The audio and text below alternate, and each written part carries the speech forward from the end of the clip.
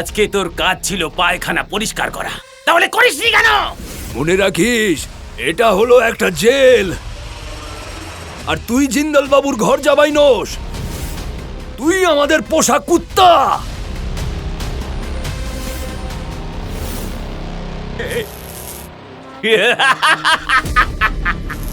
ইলেকট্রিকের ঝটকা এবার আরো জোরে লেগেছে।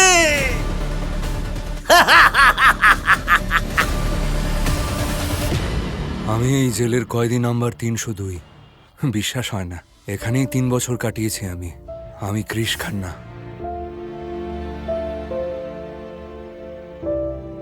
তোর যাওয়ার সময় এসে গেছে খান্না, নিশ্চয়ই খুব খুশি হচ্ছিস তুই। 3 বছর ধরে কোনো অন্যায় না করেই এই জেলে পড়ছিলাম। এখন আর কিছুতেই খুশি হই না জেলে বাবু। থ্যাংক ইউ, আমি এলাম। স্যার স্যার,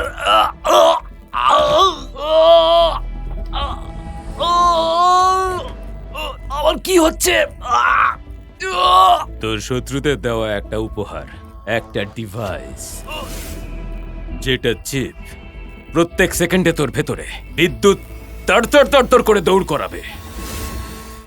তোকে কন্ট্রোল করার জন্য শুধু একটা রিমোট হলেই যথেষ্ট। ওটা যখন চাইবে তোকে বিকলাঙ্গ করে দেবে, আর যখন ও চাইবে তখনই মেরে ফেলবে। তুই এখান থেকে তো মুক্তি পেয়ে যাবি, কিন্তু সারা জীবন স্বাধীন থাকতে পারবি না, বুঝতে পেরেছিস? স্যার, রিমোট কার কাছে আছে? ওটা তোর মালকিনের কাছেই থাকবে। ওকে কখনো আবার রাগিয়ে দিস না যেন। যা, তোকে নিয়ে যাওয়ার জন্য গাড়ি এসে গেছে, টাইম ওয়েস্ট করিস না, যা।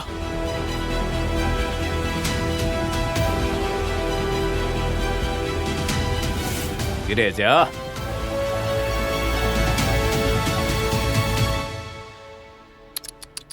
আরে রে রে রে, কি অবস্থা হয়েছে জামাই বাবু? কোজো হয়ে গেছো, দুর্বল হয়ে গেছো, চোখের চারপাশে কালো দাগ। মনে হচ্ছে না যে তুমিই হলে কৃষ খান্না। আমার এই অবস্থার জন্য একমাত্র দায়ী জিন্দাল পরিবার। ছেড়ে দিন।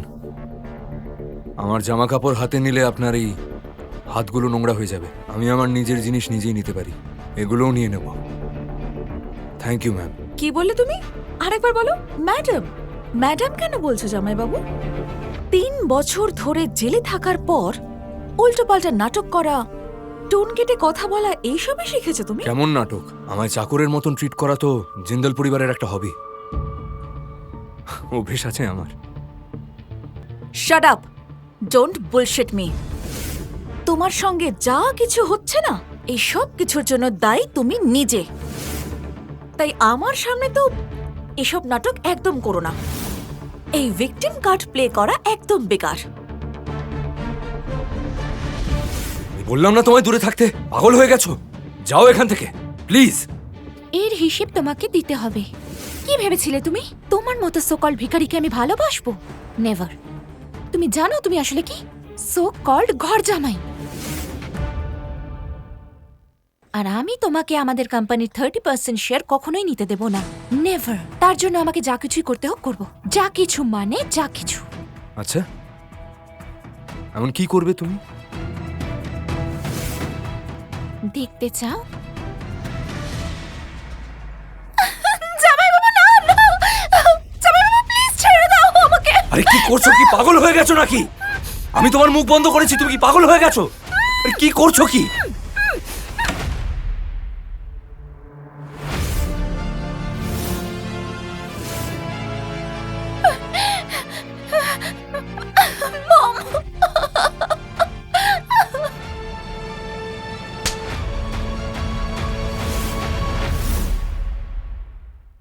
প্লিজ আমার কথাটা বিশ্বাস করুন, আমি কিচ্ছু করিনি। জামাই বাবু বলছিল যে ওনাকে কোটিপতি হতে চলেছে, সেই জন্য আমাকে ওর সাথে। আরে মিথ্যে বলছে ও, আমি কিচ্ছু করিনি। আমি সত্যি বলছি, আমার কথাটা বিশ্বাস করুন আপনারা। আমরা একটা ঘর জামাইকে মান সম্মান দিলাম, আর তুমি আমাদের বাড়ির মেয়ের ওপর কুদৃষ্টি দিলে। অসভ্য ছেলে, এই প্রতিদান দিলে তুমি? অনুষ্কা, অনন্যা, প্লিজ আমার কথাটা একবার বিশ্বাস করো। আমি কিচ্ছু করিনি। আজ থেকে তোমার নোংরা মুখে আমার নাম নেবে না, খবরদার। তোমাকে ঘেন্না হচ্ছে আমার। তুমি সব সীমা পার করেছো আজ কৃষ। তোমার 30% শেয়ার ক্যান্সেল করা হচ্ছে, আর কোম্পানির বোর্ড মেম্বার তুমি থাকবে কিনা সেটা নেক্সট বোর্ড মিটিং এ জানা যাবে। অনুশোনা, সমাজের চোখে ও হলো আমাদের জামাই। ওকে না নিয়ে বোর্ড মিটিং করলে অপমান আমাদেরই হবে, কিন্তু আমাদের কোম্পানি আজ সাকসেসফুল হয়েছে শুধুমাত্র ওর জন্য। তাই ওকে একটা সুযোগ আমাদের দেওয়া উচিত। কিসের সুযোগ? সিঙ্গাপুরে আমাদের কোম্পানির অফিস ওপেন হচ্ছে। 3 বছরের জন্য ওকে আমাদের সিঙ্গাপুরে পাঠিয়ে দেওয়া উচিত। যদি ও পরিশ্রম করে আর নিজেকে প্রমাণ করে, তাহলে ও আবার এই পরিবারের একজন হয়ে উঠতে পারবে। নয়তো তুমি ওকে ডিভোর্স দিয়ে দিও।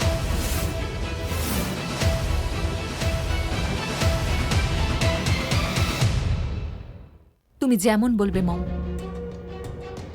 অনুষ্কা, আমার কথাটা বিশ্বাস করো। হ্যাঁ, আমি কিচ্ছু করিনি। আমি সত্যি বলছি। Please please Anushka.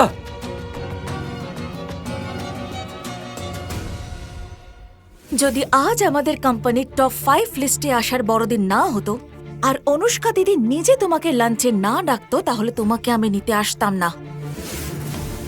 যদি যেতে হয় তাহলে গাড়িতে বসো।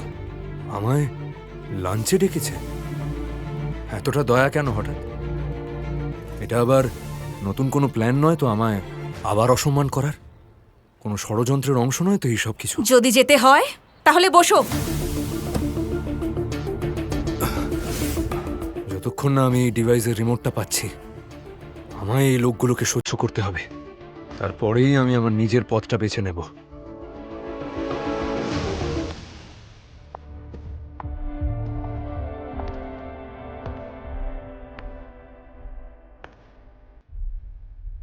আরে কৃষ, কত রোগা হয়ে গেছো তুমি।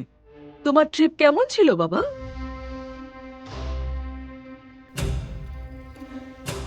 মম তোমাকে নিয়ে চিন্তা করছে আর তুমি এখনো অ্যাটিটিউড দেখাচ্ছ। আমার জন্য চিন্তা করছে? কোনটা নিয়ে চিন্তা করছে? যে আমি ঠিক আছি নাকি আমি বেঁচে আছি কি করে? কেন করছো তোমরা এগুলো আমার সাথে? হ্যাঁ, কারণ তোর শ্বশুর বাড়ির লোকেরা ওপর থেকে অর্ডার করিয়েছে যে কৃষ খান্নার অভ্যর্থনা যেন ভালো করে করা হয়।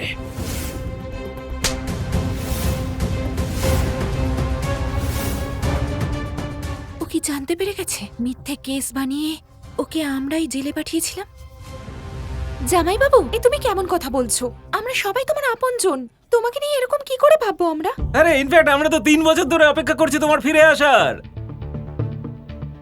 এর ডেড বডির। ঠিকই বলেছ। আমিও জেলে থেকে অনেক কিছু শিখেছি, যে কোনটা ঠিক আর কোনটা ভুল। ওই দিন যখন অনুষ্কা কোম্পানির 30% শেয়ারস আমার নামে করার কথা বলেছিল, তারপরেই তো হঠাৎ আমি জেলে গেলাম। আমি ঠিক বলছি তো?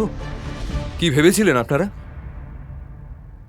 যে আমি এই কথাটা কোনোদিনও জানতে পারবো না? বাজে কথা বলা বন্ধ করো। আমরা তোমার বয়োজ্যেষ্ঠ। তুমি আমাদের নামে এই অভিযোগ কি করে করতে পারো? বয়োজ্যেষ্ঠ হওয়ার সম্মান আপনি আগেই হারিয়েছেন শ্বশুর মশাই।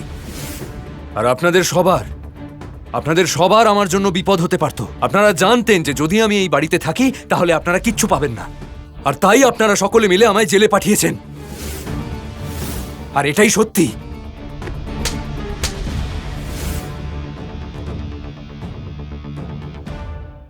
তোমার সাহস হলো কি করে আমার ড্যাডের সঙ্গে এভাবে কথা বলার?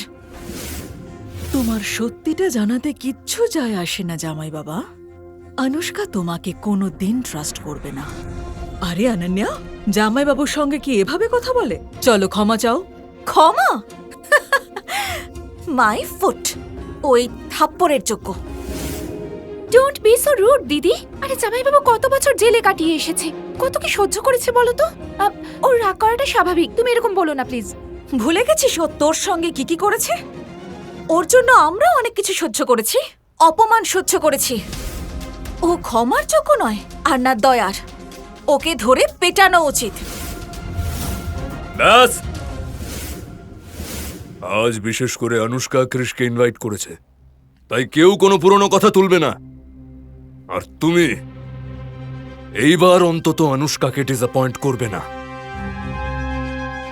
স্পেশালি ইনভাইট করেছে, ওই দিন কোথায় ছিল অনুষ্কা, যখন আমি জেলের 4 দেওয়ালের মধ্যে তিলে তিলে মরছিলাম? আর আজ ও আমাকে কেন নিতে গেল না?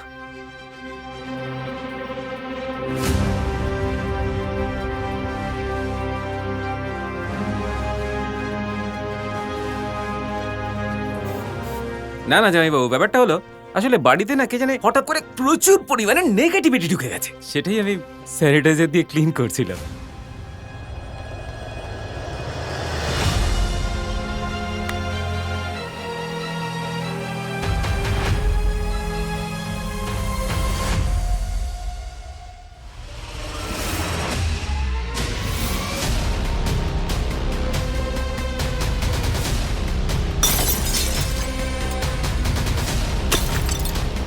আজকের পর থেকে বাড়িতে আর এমন কোনো ছবি থাকবে না।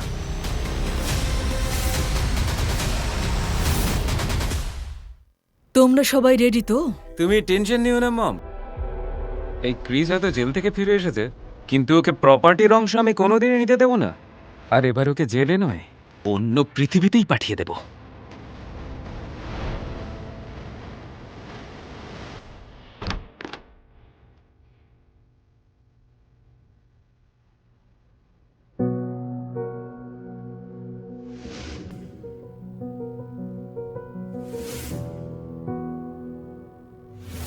কিছু জিনিস সময় কেটে গেলেও কোনোদিনই ভোলা যায় না। 3 বছর পরেও ঘরটা একই রকম আছে। এত কিছু হওয়ার পরেও তোমার কথা মনে পড়ে অনুষ্কা।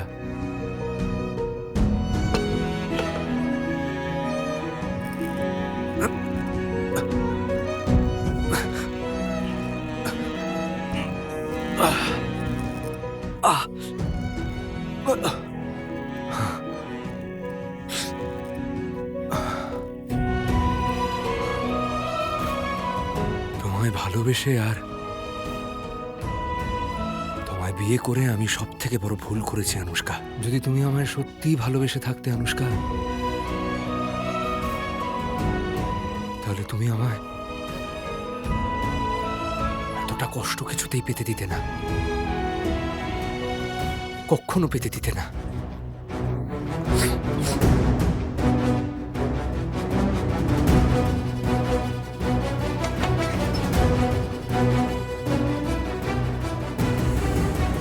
তুমি আমাদের প্রথম দেখা হবার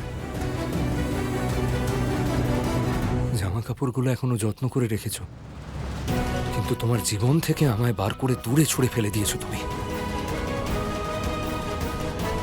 সবকিছুর উত্তর তোমায় দিতে হবে অনুষ্কা, উত্তর দিতে হবে।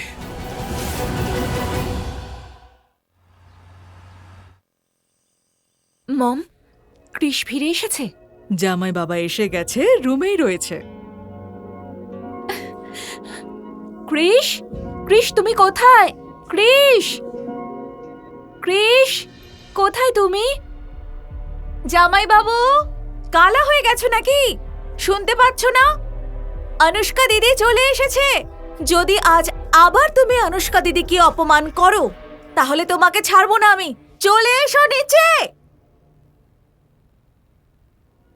এসে গেছে।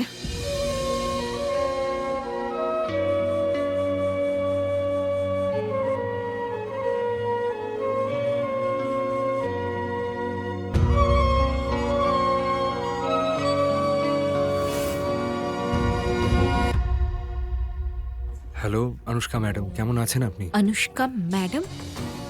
আমাদের মধ্যে এরকম ফর্মালিটি কবে থেকে এলো ক্রিস? এসব তো আপনারই দয়া।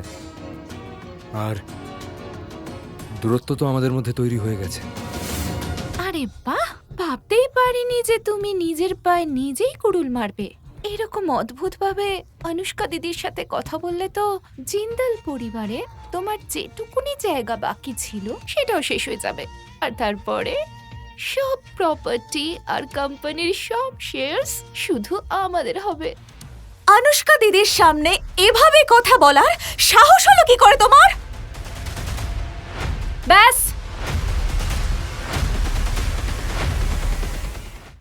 ব্যাস, অনেক হয়েছে। দিদি, এই অসভ্য লোকটার জন্য অপেক্ষা করে তুমি 3 বছর কাটিয়ে দিলে, আর এ এখন তোমার সঙ্গে এত অসভ্যতাম করছে, এটা আমি সহ্য করব না। ব্যাস, অনেক হয়েছে, বললাম তো। সম্পূর্ণ গল্পটি দেখার জন্য ডাউনলোড করুন পকেট এফএম অ্যাপ এখনই। লিংক নিচের ডেসক্রিপশনে।